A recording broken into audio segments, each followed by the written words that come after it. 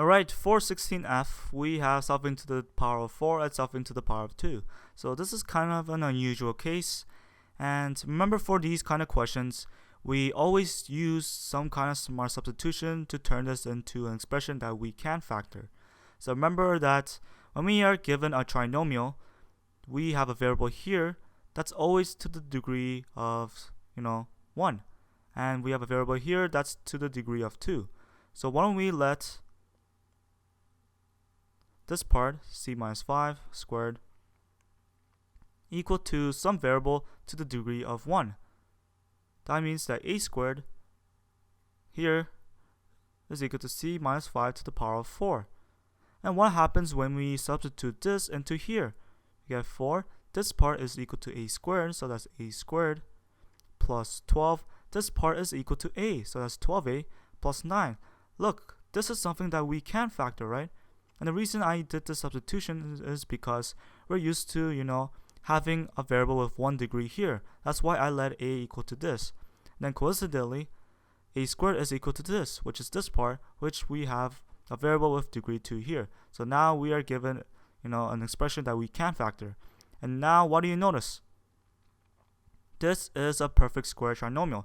This takes the form 2a squared plus 2a 3 plus 3 squared. Notice that this is the exact same thing as this. So this takes the form a squared plus 2ab plus b squared, which can be factored into a plus b all to the power of 2. So this can be factored into 2a plus 3 to the power of 2. But what was a? A was this, right? And since our question came in variables in terms of c, we have to express our answer in variables in terms of c. So a was c minus 5 to the power of 2. C minus 5 to the power of 2 plus 3 squared. And I guess you can factor this. So, not factor it, like expand this. So when we expand this, we have 2 c minus 5s. And make sure this c hits both terms, and this minus 5 hits both terms as well. So we get 2 brackets c squared minus 5c, and now for this minus 5c plus 25.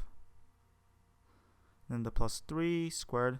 Now let's simplify the bracket here.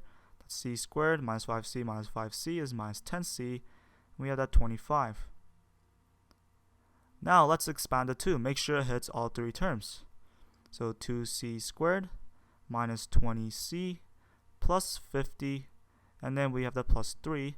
Then lastly, we collect like terms for the last 2, and we get 2c squared minus 20c plus 53 all to the power of 2.